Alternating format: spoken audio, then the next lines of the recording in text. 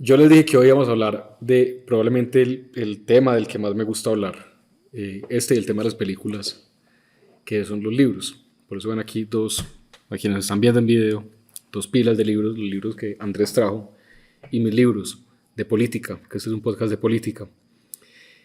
Y la anécdota para empezar, a mí por qué me gusta hablar de libros, porque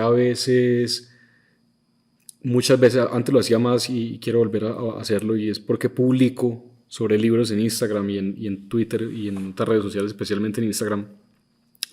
Porque una vez iba caminando con alguien muy joven, yo estaba recién graduado y pues he sido lector desde que me acuerdo, desde niño. Y esa persona con la que estaba hablando estaba caminando, me acuerdo en un viaje que tuve a Nueva York, íbamos caminando, pues uno en esas calles largas, cuadras interminables, pues se pone a conversar de lo que se le vaya ocurriendo. Una persona muy diferente a mí, una persona que hoy es muy buen amigo, era el novio de la hermana de María José, mi esposa, y hablamos de libros, porque entonces me dije, ¿por qué entra a cada librería? Veo que cada librería que viene a estas calles usted entra y se apasiona. Yo no sé. Eso es obligatorio. Yo no sé cuando yo entro, yo no sé ni cómo hacerlo. Y así una persona también me dijo, cuando usted coge un libro, yo no entiendo usted qué es lo que mira el prólogo. O sea, yo he aprendido a apreciar un libro desde que lo veo usted hacerlo y yo no sabía que eso se hacía.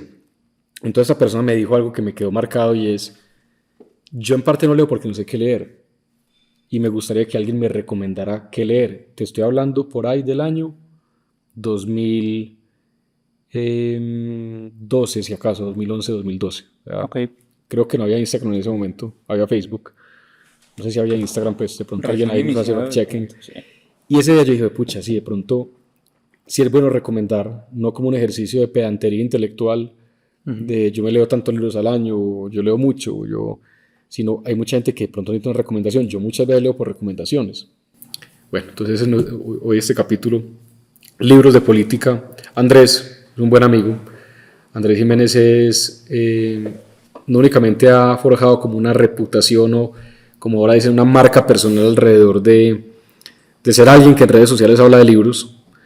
Es alguien que tiene un conocimiento práctico y una actividad práctica alrededor de la consultoría o de la asesoría de comunicaciones estratégicas, de gobierno, corporativas, de manera que todo lo que lee no es únicamente a modo de teoría, sino que también lo aplica, y por eso creo que hay como una buena mezcla de práctica con teoría. Y para terminar y para que empecemos a hablar, Andrés, una vez escuché un podcast tuyo sobre Guy Talese. Sí. Siempre he dicho, ¿es Talese o Talese? Talese, porque él es italiano. Talese. Y empecé a leer a Guy Talese gracias a ti, a ese podcast, a la famosa crónica de Frank Sinatra Has a Cold, que fue un artículo de Vanity Fair. De Vanity Fair. Es un artículo que hoy por hoy los enseñan en las clases de periodismo, y esto estamos hablando de los años 60 más o menos, cuando se realizó. Entonces empecé a leer a Guy Talese gracias a ti, y bueno, Andrés, pues este es un artículo, como te dije, es un episodio desestructurado, sin guión, de amigos hablando de libros. Es más, para quienes nos estén oyendo, como que se dice, una infidencia, qué sé yo. Cuando íbamos a empezar, te dije, vamos a la biblioteca y me vas a decir cuáles son los libros de los que quieres que hablemos. Escogiste un par. Entonces, gracias. Una pregunta para empezar. La pregunta de pedantería intelectual. ¿Cuántos libros más o menos... más que leas, ¿cuántos libros te gusta leer al año? ¿Cuál es como la meta mínima de libros que dices, bueno, este es un año de buena lectura o de poca lectura? Federico, pues primero gracias a vos por la invitación, gracias por invitarme a hablar de política en serio. Mira, yo el año pasado me puse una meta, y ya te voy a decir por qué creo que es un error. Me puse una meta de leerme 40 libros, me leí los 40 libros. No soy el que más lee, seguramente hay gente que lee muchos más libros. Y los disfruté mucho, pero también por momentos sufría, porque entonces sentía que el reloj me iba ganando en tiempo y entonces me tocaba acelerar lecturas. Y de pronto pude haber disfrutado una que otra un poco más para poder cumplir ese lapso de tiempo del año, 40 libros. Y este año me dije, no me importa si me leo 3. no me importa, me leo 4. A la fecha llevo más o menos unos 9. Pero, como bien lo decís, esto es sin pedantería intelectual, porque pues la idea de esto es que a uno le apasione, le guste. Y eso es lo que nos gusta, y yo creo que eso en parte es lo que nos hizo conectar mucho a vos y a mí. A propósito, soy igual que vos. Con mi esposa, siempre que viajamos, ella sabe que al lugar que viajemos tenemos que ir a una librería. Claro. Y si vamos caminando por otra calle, otra librería. Y así, porque cada librería tiene su magia diferente, su cosa diferente. No importa que no vea el mismo libro en todas las librerías, o que vaya y mire y no los compre, sino que simplemente el hecho de entrar, de disfrutar, de ver los libros, yo creo que ya es un ejercicio chévere. Yo estoy en el plan casi contrario de ponerme un número de lectura al año. Sí lo tuve un tiempo de que pensaba un libro por semana.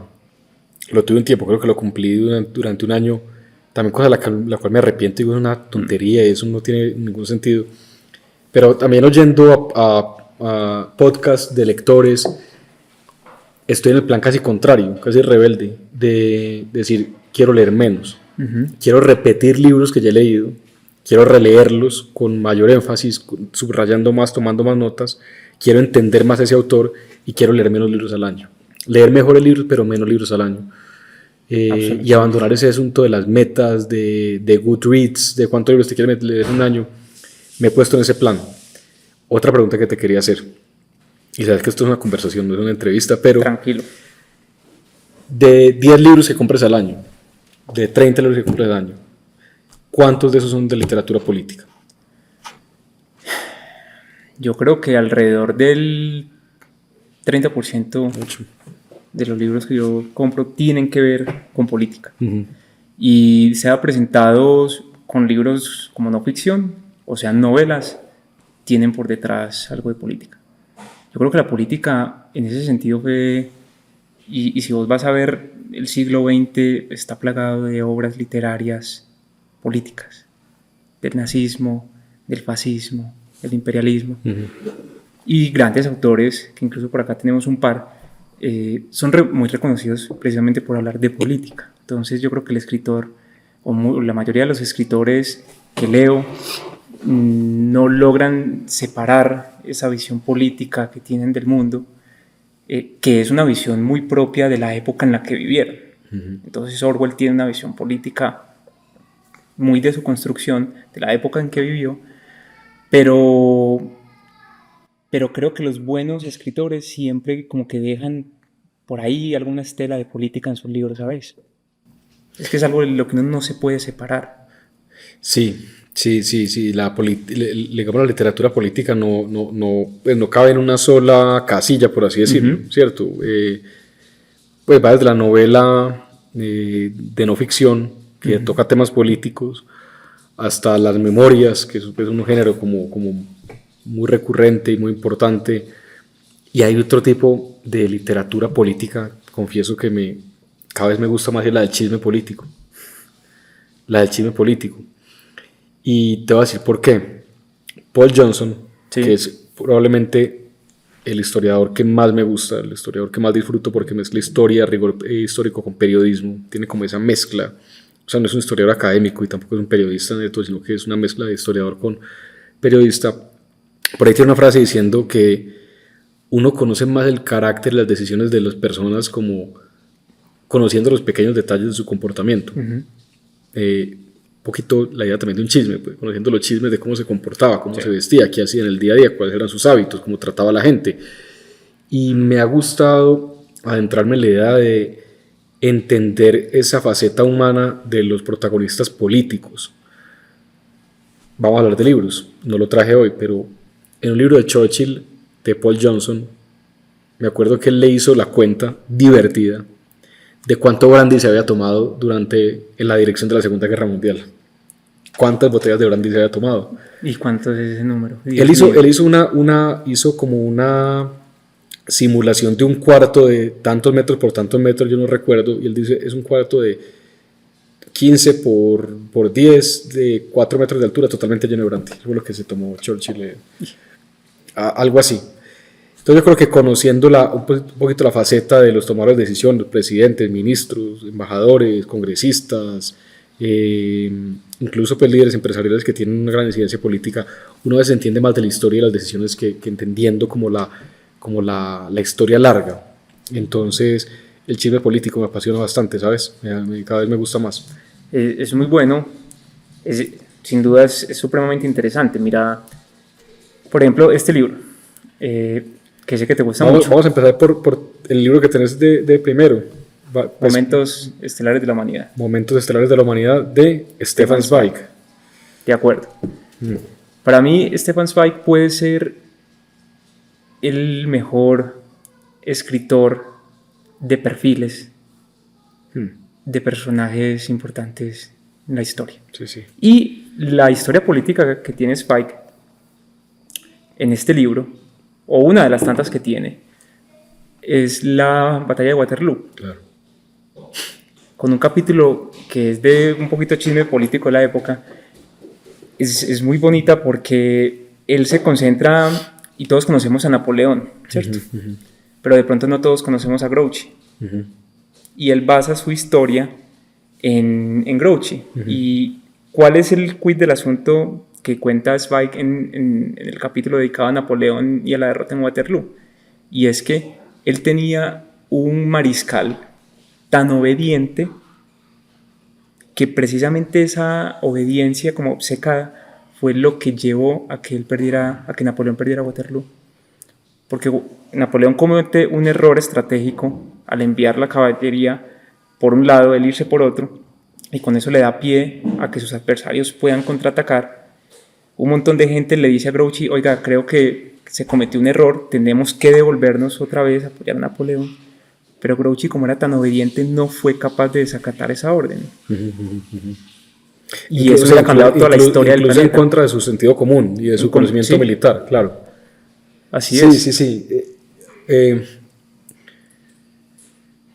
Por eso, o sea, entender, creo que Stefan Zweig es de mis, diría yo, 3 escritores favoritos, y hay gente que tiene como estatuas o bustos yo te juro que si consigo un busto de Stefan Zweig, te lo prometo, que lo pongo, pues lo pongo en mi biblioteca.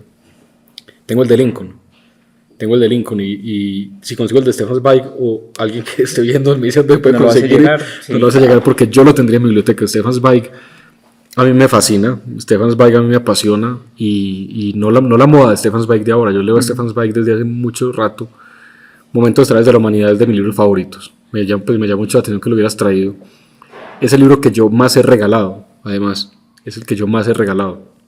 Y de ellos, el de la batalla de Waterloo me encanta, pero bueno, no nos detengamos en Zweig porque me falta mucho recorrido de libros, pero me encanta la historia del Mesías, de la composición del Mesías de Händel. Sí. Que está ahí. Sí, que fue esa obsesión de Händel por escribir algo que fuera digno del nacimiento de Jesús. Sí. Y cómo se obsesiona con la idea del nacimiento de Jesús como el personaje más importante de la historia de la humanidad, y se encierra como un loco a decir: yo tengo que hacer algo digno de esto, y sale el Mesías. Si alguien quiere poner el Mesías después de esto, valdría mucho la pena para acompañar el podcast. Pero bueno, Zweig tiene aquí, mira ese ángulo de pronto inesperado, o ese, no es el lugar común del que tanto escriben los autores, sino que mira ese ángulo único y hace algo al respecto. Me parece espectacular Zweig, y gracias por traerlo, porque realmente a mí me conmueve, lo sigo leyendo. Afortunadamente me falta mucho por leer de él, porque es uno de esos autores que yo quisiera, como te dije ahorita que dije que quisiera leer menos, yo quisiera leer todo de Zweig, todos los libros de Zweig los quiero leer. Y también te conté ahorita a Luis Carlos, que nos está acompañando en la producción, que me frustré mucho por no poder ver la película de Zweig anoche, que me dijeron que estaba en Amazon Prime, pero bueno, dice que no está disponible para la región. Yo voy a arrancar con uno polémico. Te cierro con un chisme político de los que te gustan acá. Por favor. De pronto, para que la gente que nos vea y que nos escuche, chisme político: Napoleón manda a vetar la Marsellesa porque le parecía muy revolucionario. Lo cuenta Zweig en el capítulo de cómo se gesta la Marsellesa. Sí, que fue como una elaboración del pueblo, fue una cosa... Es una cosa muy, muy bonita, un revolucionario. ¿Vos habías escuchado el dato de que la Marsellesa es el himno más bonito de la... Sí. y que el de Colombia es el tercero? El segundo más bonito. Sí, claro. Aunque pues hay quien hace ese tipo de mediciones. Y esos rankings. Mira, lo escogiste vos ahorita, no lo escogí yo. que es el libro de Álvaro Uribe, se llama No hay causa perdida. Seguramente quienes nos están escuchando y viendo, y algunos seguramente pondrán stop y se irán del podcast y otros seguramente se engancharán más. Yo lo he intentado conseguir y no he podido Me dijiste que no lo has podido conseguir, no. El de Uribe, el de No hay causa perdida. Pues mira, este libro de Uribe salió en 2012, aquí estoy buscando qué edición es, no lo encuentro, pero yo creo que es de la primera edición, eso ahorita lo puedo mirar. Me contaron una vez una anécdota de este libro, no sé si sea cierta, pero creo que por la fuente que me lo contó seguramente es verídica, y es que en la escuela de West Point, para los que no saben, West Point es la academia militar, digamos, de élite de Estados Unidos, donde se educan los oficiales del ejército de Estados Unidos. Había una clase de liderazgo, el textbook de la clase de liderazgo era No hay causa perdida de Uribe, que tiene traducción en inglés, que se llama No Lost Cause. Buenísimo. Porque es un libro de liderazgo. Este libro fue escrito digamos, a cuatro manos entre Uribe, el expresidente Uribe, y Brian Winter, que fue el escritor fantasma. Yo hablé con Brian, Brian trabaja para el Council of the Americas, si no estoy mal, y él me contó que le hacía lo que los gringos llaman shadow, y es que se iba semanas enteras con Uribe para la finca, para las correrías políticas. Fue escrito siendo expresidente, y fue un libro escrito a cuatro manos, pero es un libro de historia política colombiana. Es un libro efectivamente de liderazgo político, que se lee muy bien, que tiene como ese tono parroquial de Uribe para contar anécdotas y para contar cosas, que está acompañado de muy buenas fotografías y es de mis libros favoritos. Y se conecta muy bien con la gente y se deja leer sabroso, pues se deja leer en una finca, se deja leer en una hamaca, se deja leer tomándose un café por la mañana. No es un libro grueso. Entonces, bueno, No hay causa perdida de Álvaro Uribe. Me parece un buen libro. Y arranqué con para ver si la audiencia se engancha con el episodio o nos deja. Pausar o renunciar a él. Dale con tu siguiente. Pero antes de pasar al siguiente, Federico, hay algo que me parece muy importante y que bueno que hayamos traído el libro de Álvaro Uribe, del expresidente Uribe, a la conversación. Y es porque yo siempre he sentido que cuando uno se atreve a leer gente con la que uno está de acuerdo, gente con la que uno no está de acuerdo, y cuando uno lee de política y desarrolla ese ejercicio de leer de política, vos tenés la capacidad para desarrollar conversaciones mucho más profundas y no quedarte únicamente como en esa conversación de política partidista que genera como tanta pasión y entonces te manda para un extremo para el otro, sino que tenés la capacidad de encontrar cosas buenas en personas con las que o estás de acuerdo o no estás de acuerdo. Y creo que es algo que le puede hacer un poco de falta a la sociedad colombiana, atrevernos a leer más y a debatir más sobre personas con las que no estemos de acuerdo. Dije que ahorita que le escuché una frase de una filósofa por la tarde, que nos acompaña hoy, que estaba en la parte de atrás de las cámaras, y me decía, pues hay un dicho famoso y es eso de ten a tus amigos cerca, a tus enemigos más cerca, pero esta amiga que es periodista, además una gran periodista antioqueña colombiana, decía que hay que esforzarse en entender al adversario político o a quien piensa diferente, hay que esforzarse en comprender su carácter humano y encontrar los puntos en común. Creo que me parece una reflexión pues muy buena del día de hoy, entonces va en sintonía con lo que estás diciendo. Y un comentario rápido para no extenderme con el libro de Uribe. Las memorias políticas pueden ser, creo yo, un ejercicio de vanidad muy profundo. Sí. Yo estaba en tal momento, pero cuando las memorias políticas llevan una intención de preservación de memoria histórica o preservación o narrativa de memoria histórica, y dos, de dejar un punto de vista muy sólido de esa persona sobre el momento histórico en el que está viviendo, me parece valioso, porque creo que trasciende la vanidad de decir yo gané, yo hice esto, el PIB creció en esto, logré tantos avances en materia de reducción de pobreza, etc. Creo que este es un libro que trasciende eso, que trasciende el indicador del político vanidoso que dice yo logré mucho. Entonces, genuinamente lo recomiendo. Me llama la atención que me digas que no lo has encontrado, porque lo he escuchado varias veces, que ya no se encuentra el libro, que no se encuentra. No, lo busco un par de veces, no lo he podido encontrar. Además, curiosamente, última anécdota, alguna vez que estuve con Uribe en un evento, puse acá el post-it, porque él decía como que le pasaron los libros diciendo, para firmar póngame como el nombre, y yo dejé el puesto tristemente un post-it con mi nombre y nunca fue firmado, entonces nunca fue fotografiado, pero bueno, esa es mi anécdota del libro de Uribe. Bueno, si de pronto lo está viendo. Oye, tengo una anécdota, una pues curiosidad grande por el libro que sigue en tu lista, Rebelión en la Granja de George Orwell. ¿Por qué te gusta Orwell? ¿Y por qué Rebelión en la Granja? ¿Por qué no 1984, sino por qué Rebelión en la Granja? Cuando íbamos a hacer este podcast, Federico, yo dije, pues voy a la fija y traigo 1984, ¿cierto? Uh-huh. Que es la distopía más reconocida pues, de Orwell. Uh-huh. Pero dije, quiero pensar en otro, y Rebelión en la Granja pues, digamos, 1984 y Rebelión en la Granja son los libros por los que más se reconoce pues, a George Orwell. Y quise traer este en particular porque siento que el libro trata algo que hoy lo vemos en todas partes, así el libro se haya escrito en el 45, ¿cierto? Publicado en el 45, lo terminó en el 43, y esto era una crítica a la Rusia soviética. Pero hoy vos puedes aplicar este libro, y si te lo lees, y las personas que se vayan a leer este libro y se lo lean, van a encontrar aquí a las dictaduras de América Latina pintadas, uh-huh. Van a encontrar cualquier autoritarismo que quieran pintar. Uh-huh. Entonces lo traje por eso, porque este libro nos da una lección de una frase muy famosa de otro escritor que dice que es más fácil engañar a la gente que convencerla que ha sido engañados. Uh-huh.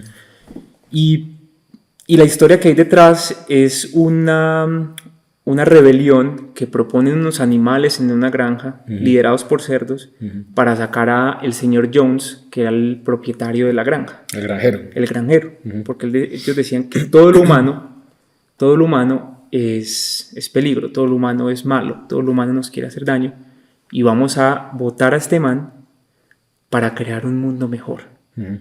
para generar un cambio que la granja, que los animales están esperando. La promesa del cambio, la promesa del cambio siempre ha estado presente. Siempre ha estado presente. Y hay una cosa, pues te digo que es de clase 101 de autoritarismo. Uh-huh.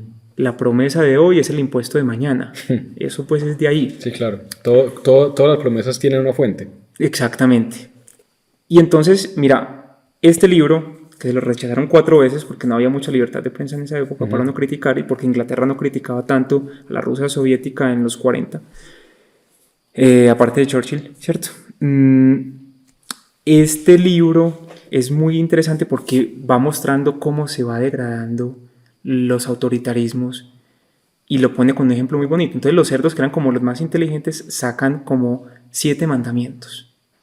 Muy bueno. 7 mandamientos que toda la granja va a seguir para que ese cambio que están prometiendo se vea, todos coexistan y se garantice la igualdad. Lo podríamos llamar el dogma, que también está presente siempre en el autoritarismo. Absolutamente. La verdad única, la verdad del líder, la revelación del líder, sí. por el cual los demás deben vivir. Tal cual. Es eso que describís, Fede. Y mira, el último mandamiento se concibe así: todos los animales son iguales. Claro. Pero va mutando, uh-huh. porque hay un cerdo que es corrupto, uh-huh. y empieza a degradar todo, y termina, el último mandamiento termina al final del libro, todos los animales son iguales, pero hay unos más iguales que otros. Claro. Entonces, este libro por eso me gustó. Es insostenible la promesa de la igualdad bien intencionada para quien no piensa, quien no tiene mentalidad liberal. Es insostenible. Absolutamente. El autoritario va a encontrar en la civilización, en la gente, su plataforma para sacar a uno, pero hacer exactamente lo mismo que le hizo a la persona que acaba de sacar. Oíste, yo tengo un sueño de algún día dictar clases en colegio, y si es colegio público mejor.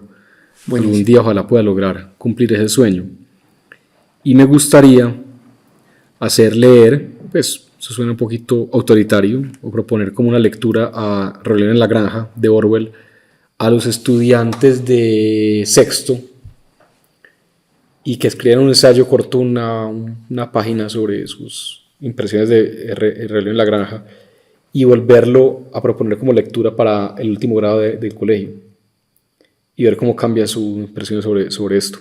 Porque Rebelión en la Granja se deja leer porque es una historia de animales. Sí, entonces, sí, es muy sencillo. Además de que es profundísima y tiene unos mensajes políticos y además ¿cómo se dice? Vislumbra el futuro. Si es un libro, yo creo que le deja una lección siempre que lo lee de manera diferente.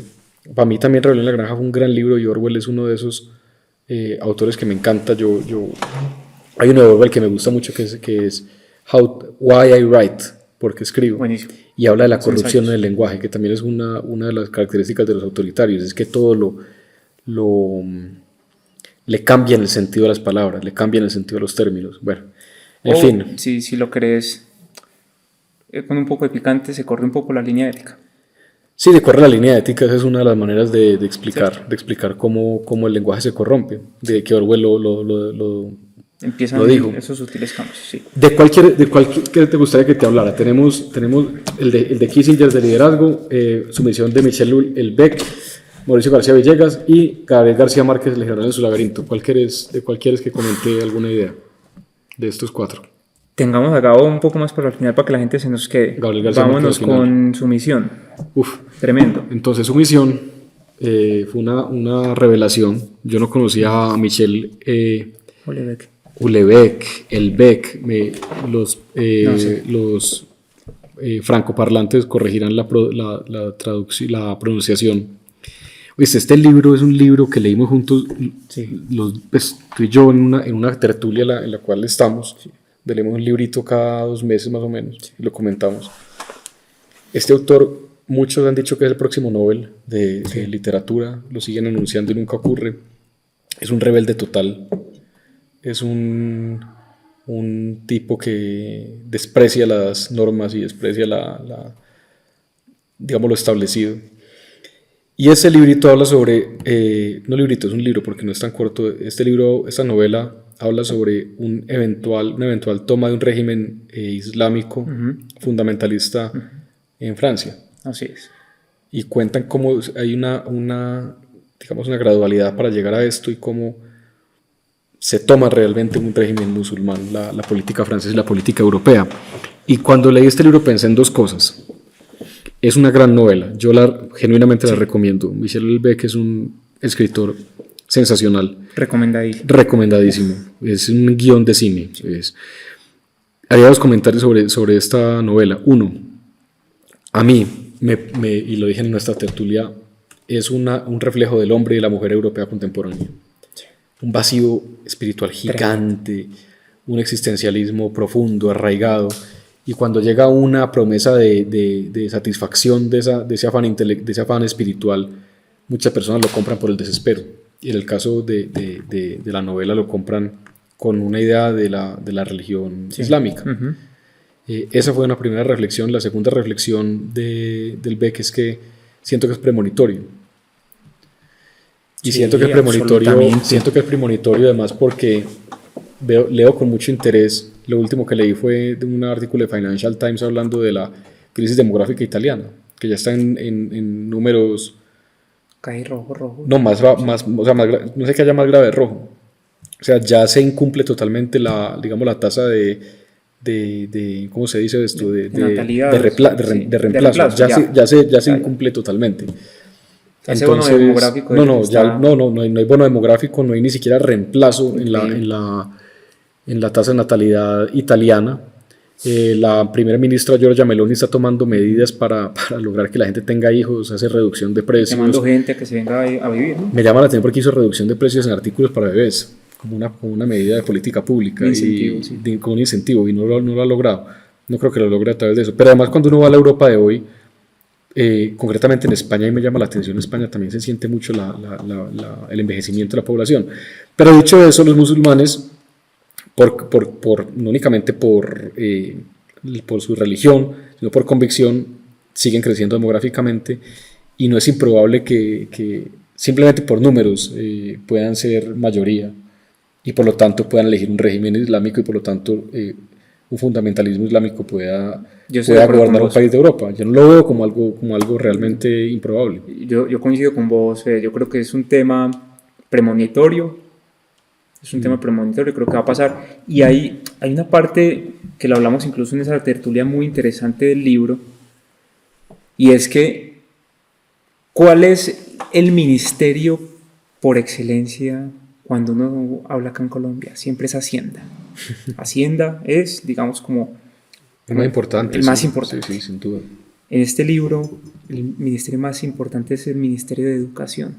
Claro, hay una frase brutal. Es una cosa tremenda. ¿Te recuerdas la frase cómo es? Yo no me acuerdo en ese momento cómo es la frase. La frase, si yo estoy mal, la voy a parafrasear, es más o menos: quien controla la educación controla el futuro. Sí. Algo así. Sí, y te acuerdas que se apoyaba en una teoría económica. Sí, quien controla la educación de los niños controla el futuro. Controla el futuro. Sí, el Beck es un tipo impresionante. Bueno, pues gran novela política. Y tengo dudas sobre, pues todos me generan dudas. Mucha gente habla de este libro, yo no lo he leído, ha sido muy recomendado, que es Cómo mueran las democracias. No lo he leído, entonces me llama la atención. Y ahorita me dijiste que en alguno de los episodios pasados de Política en Serio dijimos una frase que por supuesto no es de elaboración mía, sino que está hablando Stefan Zweig precisamente de su novela El mundo de ayer, sobre cómo las autocracias y las dictaduras van llegando lentamente con pequeñas medidas. Sí. ¿Por qué crees que Cómo mueren las democracias también lo presenta de esa manera? Este libro, que es el recomendado Cómo mueren las democracias, escrito por dos autores, Steven Levitsky y Daniel Ziblatt. Levitsky es como más famoso, Ziblatt no suena tanto. Tiene algo muy particular y que me hizo recordar mucho esa recomendación de libros, que por cierto me parece muy buena que la hagas, Fede. Siempre estoy esperando al final del podcast, bueno, vamos a ver con qué libro nos va a salir Federico. Este te lo recomiendo, y que incluso pues, a los que nos gusta leer sabemos que prestar libros no es la mejor práctica, pero te lo presto de una, a ojo cerrado, porque sé que sos juicioso. No, yo pienso lo siguiente: yo creo que los libros no se prestan, y si alguien presta el libro, pierde el año. Pierde el año, pues no se devuelve. Prestar un libro es regalarlo. Sí, es regalarlo. Entonces, ni presto libros, pero pero sí los regalo. De acuerdo. Entonces, ¿cómo mueren las democracias? Cuando estaba pensando qué libros traer acá a esta conversación, me acordé de tu frase. De Stefan Zweig. Que la sacaste de Stefan Zweig, del mundo de ayer, y es: cuidado con las pequeñas medidas autoritarias. Sí, totalmente. Uno tiene que tener mucho cuidado con esas pequeñas medidas autoritarias, y este autor, estos autores en este libro presentan cuatro medidas con las que uno puede identificar a alguien que pueda atentar contra una democracia. Desde Hitler, Mussolini, Hugo Chávez, etc. Son 4. Primero, y me disculpas pues que las lea aquí, es rechazo o una débil aceptación de las reglas democráticas del pueblo. ¿Te suena familiar? Me suena muy familiar. O sea, la Constitución ya no funciona más. Ya no funciona más, o no funciona como debería funcionar. Porque no funciona para mis intereses. Exacto, deberíamos hacerle unos ajustes. Claro. 2. Negación de la legitimidad de los adversarios políticos. Suena también conocido. Suena conocido, o sea, el adversario político deja de ser adversario y se convierte en mafioso, o se convierte en corrupto, en terrateniente, o en explotador. Así es. Hubo una frase que me llamó mucho la atención: en esclavista. Sí. Sí. Segundo punto, tercer indicador clave: tolerancia o fomento de la violencia. Hay una tolerancia por las medidas de hecho. Incluso muchas veces hay cierto fomento a que se adelanten vías de hecho. Vayamos al Palacio de Justicia a presionar la elección de fiscal porque la Corte no está eligiendo. Sí. Y que hablaste sobre eso. Y toca quedarnos acá, aquí nos quedamos. Que hablaste sobre eso incluso. Sí. Y cuarta, la predisposición a restringir las libertades civiles de la oposición, incluidos los medios de comunicación. Entre otras, tildarlos de charlatanes, tildarlos de comprados, que responden a intereses económicos únicamente, o que embrutecen. Entonces, este libro, Cómo mueren las democracias, te va mostrando que hoy, en el mundo en el que vivimos, las democracias no se acaban ya por golpes de Estado, las democracias no se acaban ya por revoluciones, las democracias se van apagando lentamente. Entonces, por eso tu frase era tan buena, y por eso me acordé de vos cuando vi este libro: es ojo con esas pequeñas medidas autoritarias porque así es que se va minando una democracia. Ojo, por ejemplo, el gobierno corporativo de una de las empresas más importantes de este país. Cuando vos empezás a cambiar eso, estás empezando a minar las reglas de la democracia, las reglas del buen proceso, de los gobiernos corporativos. Todo eso es lo que dicen ellos. Sí, para recordarlo, lo que Stefan Zweig un poquito decía era que hubo una prohibición a que los judíos se sentaran en bancas de parques. Los judíos de un día, de la noche a la mañana, no pueden sentarse en las bancas de los parques. Y ahí siguió todo lo demás. Oíste, pero pensaba en... Ah, bueno, perdón, hay un punto importante. Y es que lo que recomienda esta gente es que la sociedad en su conjunto, y sobre todo la élite, tiene que prestarle mucha atención a esos fenómenos. ¿Por qué? Personas como Hitler, Mussolini y Chávez, que te lo mencionaba ahorita, llegaron al poder por el silencio de la sociedad y de las élites, La indiferencia, o porque incluso ellas mismas quisieron que estas personas llegaran al poder. Y eso es un punto muy relevante.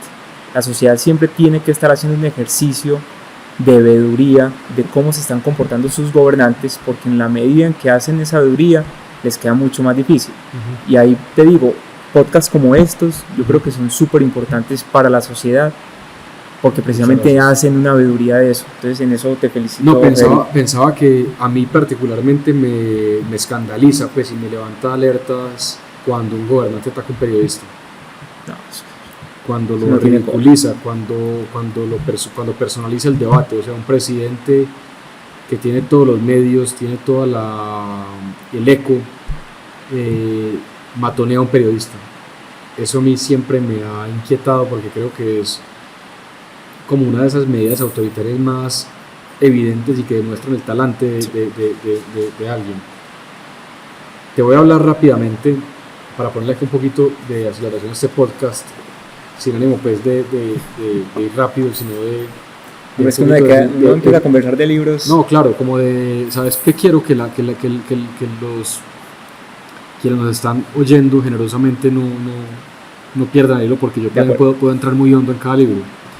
De este libro ya hablé, Liderazgo de Henry Kissinger. Te voy a hacer 2 comentarios sobre él. Uno, a mí uno de los temas que más me ha interesado, me sigue interesando, es el estudio del liderazgo. ¿Qué es el liderazgo? ¿Qué es un buen líder? ¿Para qué sirve el liderazgo? Y sobre todo el liderazgo público, el liderazgo político. La introducción del libro de Kissinger sobre el liderazgo me parece una sesión magistral de este tema, el liderazgo público. Primer comentario. Segundo comentario. Este es un libro de perfiles de diferentes políticos. Está Nixon, está Margaret Thatcher, está Sadat, está Konrad Adenauer, está Lee Kuan Yew, se me escapan los otros. A mí el perfil de Lee Kuan Yew me llamó profundamente la atención. ¿Por qué? Porque fue amigo de Kissinger. Okay. Porque Kissinger cuenta un poquito de ese chisme político de la personalidad de Lee Kuan Yew. Porque fue un líder que implementó medidas muy audaces. El bilingüismo, el inglés como lengua predominante del país, el aumento de salarios para servidores públicos, para combatir la corrupción. Eso me llama la atención, porque es una persona que veía más allá de su momento y que convirtió pues, realmente un país realmente subdesarrollado en una potencia. Entonces el perfil de Lee Kuan Yew me llama mucho la atención, y recomiendo a Kissinger, increíble, esa mente tan brillante hasta el final de su vida. Creo que el último libro que escribió fue sobre inteligencia artificial. No lo he leído, pero hasta el final ya se preciaba de ser consultor de presidentes y primeros ministros hasta el final de su vida. Hablaba un poquito del libro de Churchill y Orwell, que lo he oído mencionar mucho, pero nunca lo he leído ni he estado en él.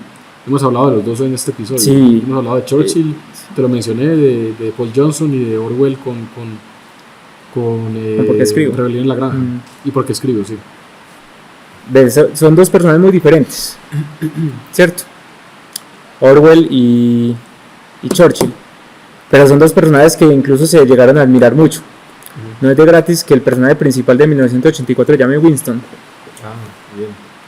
Precisamente lo hace por homenaje a Churchill. Y Churchill revela el gusto que tenía por las novelas de Orwell, tanto que pues 1984 se lo releyó en ese ejercicio de relectura. Este libro es muy bueno porque nos permite entender a 2 líderes que tienen de pronto formas de pensar en muchos aspectos que son diferentes, pero que les preocupaba algo esencial, que era la libertad. Por eso el libro se llama Churchill y Orwell, la lucha por la libertad, y muestra similitudes entre ambos personajes que son muy buenos. Incluso el chisme político, los dos estuvieron a punto de morirse, uno atropellado, creo que fue Churchill, creo que a él lo atropellan, y a Orwell, que él sirvió en la guerra, le dispara un francotirador, el balazo le atraviesa el cuello, él logra sobrevivir, los dos estuvieron pues a punto de morir. Qué diferente hubiera sido nuestra historia y nuestra conversación de hoy si estos dos eventos hubieran sido catastróficos. Entonces son dos personajes que hablan a lo largo de este libro de sus visiones del mundo, su visión de la libertad, su visión acerca de los peligros, de esos autoritarismos, y la persona que quiera entender un poco más, digamos, sobre la vida de estos dos personajes, que creo que alguien que quiera leer sobre política se los va a encontrar indefectiblemente. Este libro es súper recomendado y trae mucho chismecito político que a mí también me apasiona, pues me gusta mucho entender ese tipo de historias. Por ejemplo, que los dos casi se mueren. El pues. chisme político es digamos, la forma fácil de decir la narrativa de rasgos del carácter o de la vida de las personas. Sí. Yo te voy a hablar aquí, ya casi para terminar, pues mi pila de libros, El orden de la libertad de Mauricio García Villegas, un profesor colombiano, creo que Mauricio es de Manizales, no estoy mal. Sí. Él es de la Universidad Nacional, profesor. Creo que sí, y escritor ha sido. Pues, se hizo conocer mucho por su libro El País de las Emociones Tristes, que me pareció bueno, me parece mejor El orden de la libertad. Y la idea fundamental es esta. Yo soy bien enemigo de la idea de la izquierda y la derecha, y bien enemigo de las categorías políticas. Es que Andrés es de izquierda, es que Luis Carlos es de derecha, es que Federico es de centro, es que Luis Carlos es mamerto, es que Federico es tibio, es que Andrés es tal cosa. Es una sobresimplificación del carácter y de las creencias políticas que cada persona puede tener, que pueden ser, digamos, variopintas, no son de un único color. Sí. Mauricio García propone en este libro una tesis que me parece muy sensata, y es la idea del orden, de la seguridad. La derecha no es dueña de ella. Ciudades bonitas, bien planificadas, una fuerza pública que funcione, un sistema de justicia eficiente, una fuerza militares operantes. Esa no es una idea de la derecha. Y la idea de la libertad de civiles, cada persona puede decir sobre su vida, cada persona puede elegir su mejor destino, puede buscar su felicidad, tampoco es de dominio de la izquierda, y que precisamente la unión de ambas fuerzas puede estar en una sociedad más pluralista, que entienda que la derecha, que el orden y la libertad hacen parte del desarrollo de esa sociedad, que no son una bandera de una facción o de otra. Sí. Me parece un libro muy bueno. Mauricio García escribe muy bien, se lee fácil, es un libro teórico político, pero no es imposible de leer. No hay que ser abogado de formación ni politólogo para leerlo, y realmente creo que aporta a la sociedad, creo que aporta a la toma de políticas públicas, aporta a los líderes. Entonces, muy bueno que lo puedan leer. Me gustó mucho, lo leí hace ya varios años, tiene muchas anotaciones, lo subrayé, y bueno, ahí está, El orden de la libertad de Mauricio García Villegas. Yo no sé si vos te acordás, pero de pronto, para los que no sepan, Federico y yo no nos conocíamos antes, o sea, hace un par de años ya nos conocemos, sí. Pero empezamos, digamos, a medio conversar, fue a partir de Mauricio García. ¿Ah, sí? Porque yo te escribí por Twitter, creí que lo estabas leyendo, y te dije, sería bacano tener una conversación sobre El País de las Emociones Tristes. ¿Cuántos años después? No, imagínate, cuántos años, sí, pero empecé a hacer el Inception desde ese momento. Muy bien, perfecto.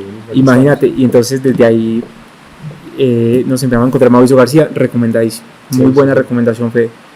Colson Whitehead, es doble premio Nobel. Ahí me tomaste totalmente por sorpresa. No conozco a Colson Whitehead, no conozco el libro, me interesa mucho.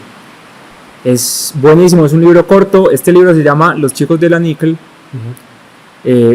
Los chicos de la níquel, ya te voy a contar, pero simplemente como anécdota, Colson incluso ha comentado que le gusta mucho Gabo, ha leído 100 años de soledad, le gusta mucho pues ese tipo de historias, Y esta, la política detrás de este libro, aunque no se centra netamente en política, es precisamente todas las injusticias a partir de un Estados Unidos enmarcado en el racismo, en las desigualdades sociales producto del racismo. Y es la historia de un joven que se llama Elwood, que es muy seguidor de los discursos de Martin Luther King, y por cogerlo en un lugar equivocado a la hora equivocada, una persona inocente que le gustaba estudiar, le gustaba leer, le gustaba escuchar música, trabajar, se lo llevan a un reformatorio que se llama Nickel, ¿cierto? En la vida real existió con otro nombre, por allá en los 60, y el libro es muy desgarrador porque cuenta lo duro que la tiene que pasar una persona afroamericana capturada injustamente por algo que no hace, y ver todos los vejámenes a los que se tiene que enfrentar simplemente por su condición de piel. Entonces es un libro que pone de sentado esa realidad que tuvo obviamente y que tiene todavía, por ejemplo, en los Estados Unidos. Vos conocés eso infinitas veces más que yo, un montón de debates montados. Entonces es un libro muy bacano para entender como esas desigualdades producto simplemente de un tema racial, y cómo eso incluso desde la política afecta a unas personas y a otras. ¿Tú crees, Andrés, oyéndote hablar sobre este libro, que leer nos hace mejores personas? Sí. ¿Por qué? Yo siempre he pensado algo, y que incluso lo dije en el otro podcast que mencionaste al inicio de esta conversación, y es: primero, yo siento que la vida de cada uno de nosotros merece ser contado, vale la pena ser contado, todos tenemos temas interesantes para contar. Lo segundo es la persona que lee va llenándose de otras historias, va creando empatía con personajes que existen o que no existen ni siquiera, y en ese orden de idea a vos te da más humanidad. Yo incluso no leo, y estoy seguro que en tu caso también es así, nosotros no leemos que por la intelectualidad y que por... No lee primero por ganas de leer, por lo que uno disfruta leer, pero además porque esto te permite vivir vidas que son de otras personas, pero que por la calidad del libro se apropian de uno, y ya el día de mañana para una conversación uno se acuerda de: pucha, es que a esta gente le ha tocado muy duro. Sí, es que pensaba otras cosas. Escuchándote sobre este libro, porque uno puede conocer las estadísticas, digamos, de abusos policiales o de la justicia con las personas negras en Estados Unidos, pero nada te da una visión más íntima que conocer, digamos, lo que decías de los vejámenes que tiene que sufrir una persona simplemente porque fue arrestada por el color de su piel. Yo creo que un libro uno sí le puede cambiar la perspectiva de manera radical sobre un tema, lo puede hacer entender de manera casi material un asunto, y yo creo que leer nos hace mejores personas. Nos hace entender al otro, nos hace poner en los zapatos del otro. Yo, para que cerremos con Gabo, que me pareció una muy buena iniciativa tuya, que voy a hablarte de este rápido, tú me hablas de Javier Moro y cerramos con Gabo. Mentira, con Gabo no, yo. Carolina Sanín dice que... Carolina Sanín, la escritora, a quien yo sigo con mucho interés, ojalá Carolina en algún momento escuche este podcast, o al menos este episodio de libros, decía que le parecía insoportable que la gente le dijera Gabo a Gabriel García Márquez, que era como una confianza ahí necesaria, y yo le compré ese tweet. Entonces García Márquez, en el caso mío, te veo más escéptico con la confianza de Gabriel García Márquez, pero voy a comentar rápidamente este libro, además poniéndole un poquito de acento local. Además es un buen amigo, Santiago Silva, profesor de la Universidad de Abbott. Estudiamos juntos, el pregrado lo hicimos juntos, Santiago y yo. Fue subsecretario de Cultura Ciudadana de Medellín, y Santiago escribió este librito que se llama Ideas sobre el Servicio Público. ¿Por qué me gusta el libro? Porque es un libro cortico, un libro de ciento y pico de páginas, a ver si veo aquí el número, de 120 páginas, 126 páginas, muy bien escrito, haciendo una reflexión sobre la importancia del servicio público y las virtudes que el líder o el gobernante debe tener. Por ejemplos históricos, es muy claro en su lectura, es profundo, pero lo que me encanta es que entramos como en esta onda del colombiano que empieza a escribir sobre teoría política de liderazgo. Buenísimo. Y Santiago se aventuró con un libro pequeño en tamaño, pero muy profundo en ideas y en contenido. Entonces lo recomiendo realmente, y lo recomiendo especialmente para gente muy joven que se quiera meter en el servicio público. Creo que hay una guía bonita, bien escrita, divertida de escribir, y creo que Santiago es una de esas mentes en potencia que va a tener el país, Antioquia, Colombia, para darnos luces sobre el servicio público y la política colombiana. Algún día lo traemos acá, a que nos ayude a entender mejor las cosas. Santiago Silva, buenísimo. Además para que lo sigan en redes sociales. Yo realmente admiro mucho a Santiago, y por eso soy como insistente con él, porque creo que se ha atrevido a hacer cosas que muchos no podrían hacer y no han hecho. Buenísimo. Me incluyo entre esos. Y creo, sin haberlo leído, que es un libro bien importante, porque hoy creo que hay una carencia de liderazgo, y de liderazgo en lo público sobre todo. Pues sí, ¿sabes? O sea, es una anécdota, y ojalá Santiago me desmienta cuando si escucha este podcast. Creo que él mismo se pagó la edición de su libro y la publicación. Sí, creo que fue él mismo de bolsillo propio el que lo hizo, lo cual es más meritorio. Sí, más meritorio. Entonces, más meritorio. Hay veces con los libros pasa algo, y es que si bien salen pocos, lo importante es que caigan como en las manos correctas. Total. Entonces, bonito eso. Bueno que caiga en tus manos. Dale, finalmente, con Javier Moro, para cerrar, Javier Moro, novelista. Uf, muy bueno. Yo quise traer, o sea, conozco a Javier Moro, no conozco el que está recomendando, no, este no lo conozco, Nos quieren muertos. No creo que este es el último, el más reciente que sacó, Nos quieren muertos. Y la verdad es un libro que no he terminado, ¿cierto? Es un libro que estoy leyendo, pero es un libro muy interesante. Y cuando hice la selección de estos libros, quise traer temas de no ficción, temas de ficción, porque es que cuando uno lee, como que no debe pretender, o para la gente que de pronto no se anima tanto a leer, que no crea que es que la lectura está por allá en un pedestal, en unas cosas. Hay novelas que son atrapantes, que son divertidas, entretenidas, pero que también te ayudan a ser mejor persona, te ayudan a construir. Y esta, por lo que he leído hasta el momento, va en ese sentido, una novela muy enganchadora sobre precisamente el sacrificio de Leopoldo López y su familia a raíz de la dictadura de Nicolás Maduro y Hugo Chávez, obviamente. Por ahí creo que Leopoldo López, uno de sus familiares, tiene cierta descendencia con Simón Bolívar y todo el cuento. ¿Y habla con nombre propio Leopoldo López? Sí. Y Lilian Tintori. Yo conocí a Leopoldo López hace 2 años o 3 en un evento en Miami, y hablé con él, estuvimos en una mesa larga hablando, y me llamó mucho la atención Leopoldo López. Me llamó la atención te digo cosas que recuerden, un tipo joven, él es un tipo joven, no sé cuántos años tenga, un tipo que ya vivió un carcelazo duro de la dictadura, que creo que tuvo como notas de tortura, además. Pues obviamente la psicológica es evidente, pero tortura física. Un tipo que no pierde el entusiasmo, sigue decidido en su cruzada, en su aventura por la libertad y el regreso de la democracia en Venezuela. Un tipo, al menos la impresión que tengo de él, es un tipo sin traumas, un tipo optimista todavía, que refleja optimismo en su comunicación, en la manera como se dirige a los demás.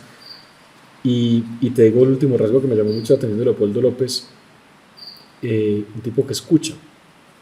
Él atendía lo que en esa mesa decíamos, éramos una mesa pequeña, fue un almuerzo informal ahí en medio del evento, y él escuchaba lo que decíamos, las opiniones, tomaba nota de ellas, no interrumpía. Me llamó mucho la atención de eso. Y la última anécdota de Leopoldo López, yo a Lilian Tintori no la conozco, pero sí recuerdo mucho en un viaje a Estados Unidos, verla en el momento más crítico, verla en un aeropuerto en Panamá, tomando algún vuelo a Washington, alguna parte, haciendo alguna conexión para luchar por la libertad de su esposo y por la libertad de Venezuela. Entonces me interesa más todavía.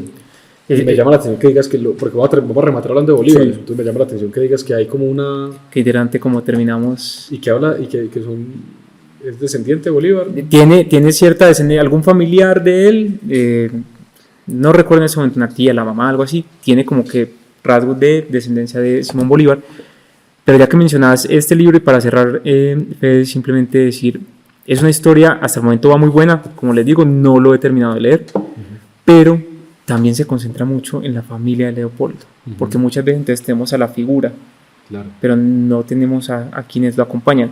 Y en lo que va, la figura de Lilian es muy importante, la fortaleza de esa mujer es, pues te digo, admirable y tremenda.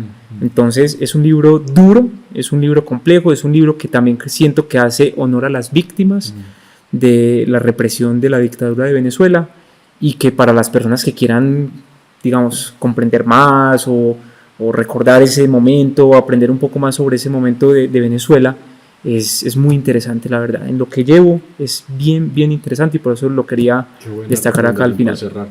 Pues yo sueño y aspiro genuinamente que antes de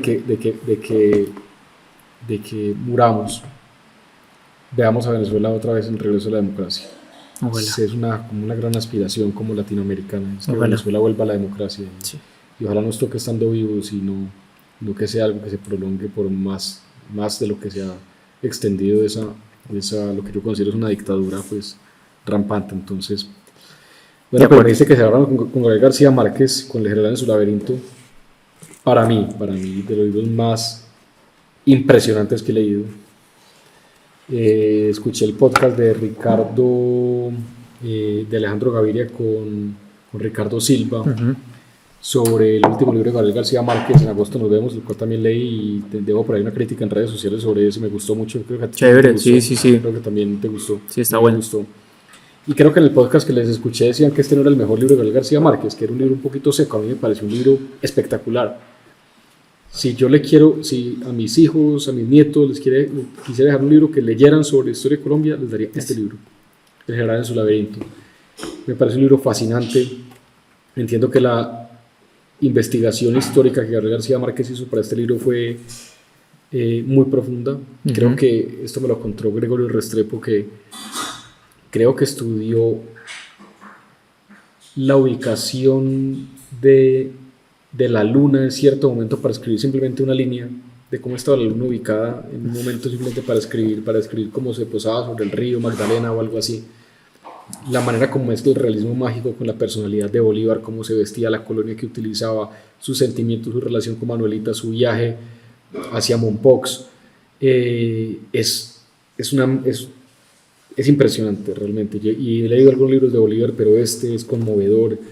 Esto es literatura pura, esto es historia de Colombia, esto es historia de la política colombiana, esto es historia del poder en Colombia. No sé, creo que es un libro que tengo en un pedestal. De pronto, pues he escuchado críticos de él que no los ha... Tú dijiste ahorita una frase y es como, de pronto entró en las manos correctas. Definitivamente creo que mis manos son las correctas, o los ojos los correctos para leer este libro. Y también lo recomiendo hasta casi para un incauto que no le dio nada de Bolívar. O sea, creo que si la primera aproximación de una persona con Simón Bolívar es El General en su laberinto, creo que es una perfecta primera aproximación. Sí. Creo que va a quedar con una idea clara de cómo era Bolívar, qué hizo, e históricamente es, digamos, riguroso, pues no hay ficción alrededor de los hechos históricos. Entonces... ¿Crees que la gente debería leer más de política? Yo creo que la gente debería leer más en términos generales, pero no es que me preocupe, pero sí creo que hay una desviación cuando la gente lee demasiado al club de las 5 de la mañana, para serte sincero y sin querer pues juzgar la lectura de la gente. Sí. Porque leer es un ejercicio que toma tiempo, toma esfuerzo, toma disciplina, y si uno va a dedicar esas horas del día leyendo cosas que yo considero un poco insulsas y que no van a ser sostenibles, siento que la lectura sí pasa a ser como algo como de meta, como hemos hablado varias veces, 4 libros al año, 5, 10, 15, 20, 40. Creo que la gente sí debería, y yo también hago parte de esta crítica, leer más literatura universal. Ahí sí haría más énfasis, literatura universal. Leer a los clásicos, leer la historia, leer los grandes autores, que es lo que los norteamericanos han llamado educación liberal. Sí. Artes liberales, leer a Platón, leer a San Agustín, leer a Jane Austen, qué sé yo, a Tocqueville, Dostoyevsky, Dostoyevsky, por supuesto. leer los clásicos, hombre, y no leer tanta bobada a veces. Yo siento que a veces nos embobamos con el club de las 5 de la mañana y con ese tipo de literatura. Y le gastamos muchas horas a eso, pudiendo gastarle en otras cosas más valiosas. Entonces, eso uno. Y dos, me preocupa a veces que los colegios pongan a leer cosas muy complejas. Rayuela. No, te voy a decir otro que tú y yo leímos recientemente, Pedro Páramo, de Juan Rulfo. Sí. Yo lo acabamos de leer, Sí. me pareció una cosa complejísima. Libro difícil. Psicológica. Sí. Y yo recuerdo que esa vaina me la puse a leer como en séptimo de secundaria. No, ¿cómo va a entender Pedro Páramo en séptimo de secundaria? Eso no se entiende. No tiene eso cuándo. No hay manera de que te quede algo. Gargantúa, ¿cómo es? La de Vos pones a la gente a leer Rayuela, sí, hombre. Incluso 100 años de soledad, o sea, un niño en sexto de bachillerato, qué gusto le va a sacar a 100 años de soledad, es muy diferente. Amando yo a 100 años de soledad, creo que uno tiene que llegar a momentos donde se va encontrando con ciertos tipos de lecturas, que creo que sí es importante y lo rescato de lo que decís, Fede. Es que cuando uno lee este tipo de libros o cuando uno se toma el tiempo de leer este tipo de literatura o de no ficción, pero leer más pausado y de pronto no tanto Twitter y tanta cosa, vos vas mejorando la calidad del debate que vas teniendo. Hoy siento yo que en Colombia y en el mundo esa velocidad, esa leer todo lo que está en Twitter y simplemente opinar políticamente, pero con una visión partidista, es lo que nos ha hecho desentender muchas veces de la importancia que tiene la política. Yo creo que todo el mundo, todo ciudadano tiene la responsabilidad de leer de política, pero a partir de estas cosas, sino simplemente un tuit de un presidente, de un ministro, de un consejero, de lo que sea, sino entender estos textos que te invitan a más calma, más reflexión, vos estás tranquilo y te dan de verdad una facilidad para ser más empático y entender y de pronto analizarlo con más argumentos y no dejarte llevar por esa emoción, por esa leonera que a veces es Twitter y todo el cuento. Ahora, un mensaje optimista como para terminar. Está buenísimo de algo que te agradezco el tiempo hombre, gracias a te vos. dedico porque trajiste tus libros, porque tomaste notas y gracias por la generosidad que espero que sea útil para muchas personas que se inspiren para leer más y para leer mejor y para leer política colombiana, leer política universal, literatura universal y política también universal. El mensaje optimista es que hay cosas muy buenas para leer. Sí. A mí sí me importa la calidad como de lo rico que se lee, sí, porque también hay ladrillos indigeribles. Sí. Es cierto que también hay cosas muy complejas. Y hay muchas obras que uno tiene que leer, siento, a menos de que sea absolutamente o muy inteligente y muy brillante, que uno tiene que leer con cierta guía académica. Te doy 2 ejemplos propios. Yo leí La República de Platón y leí La Democracia en América, Alexis de Tocqueville, en un curso. Tenía un profesor todos los días que leíamos y que le explicaba los capítulos. Y uno le saca el doble jugo. Pero si tú te vas solo a leer La Democracia en América o la República de Platón, sí, te cuesta montones. Ahorita en Semana Santa, un familiar también que aprecio montones, lo vi leyendo La Divina Comedia. Yo decía, este man está metiéndose en un agujero negro duro. Un man con formación financiera y administrativa, y yo decía, leer La Divina Comedia solo, sin... Eso no es lo mismo. Una ayudita por ahí, no. Ahora, pues nosotros leemos Pedro Páramo entre varios y quedamos como igualmente enredados. Pero entonces el mensaje optimista es, hay literatura muy buena para leer, es como buenas películas, es como películas que lo relajan a uno, que lo entretienen, que te nutren. Hay buenos libros como esos, creo que varios de los que hemos hablado hoy es eso, hablaste de Javier Moro, Nos quieren muertos, El general en su laberinto creo que también es uno de esos, Stefan Zweig, ni hablar Momentos estelares de la humanidad, es uno de esos. Yo también lo regalo mucho. Te lo regalas. Pero bueno, es que uno va a la fija. Rebelión en la granja de George Orwell también se deja leer muy bien. Sí. Entonces la idea es, uno puede ponerse en los zapatos de otros, aprender de literatura, aprender de historia, aprender de política, leyendo cosas muy buenas, entretenidas, que uno se puede leer en una piscina, que uno se puede leer en un metro, que uno se puede leer en 10 minutos cada día tomándose el café de la mañana, y no va a ser como una tortura a la que de pronto nos han ido sometiendo a veces con una educación bien intencionada, pero mal dirigida. Sí. Entonces, Andrés, gracias, qué buena conversación. Hombre, gracias a vos. No sé cuánto tiempo llevamos, pero yo la he disfrutado un montón. En la edición ya se encargan. Veo a Luis Carlos ahí cabeceando ya cada vez más, pero Hay que hacer esta de películas y de series políticas. De acuerdo. Gracias a vos, Federico. Nos vemos, espero que haya estado bueno el café. Hombre, delicioso. Bueno, muchas gracias.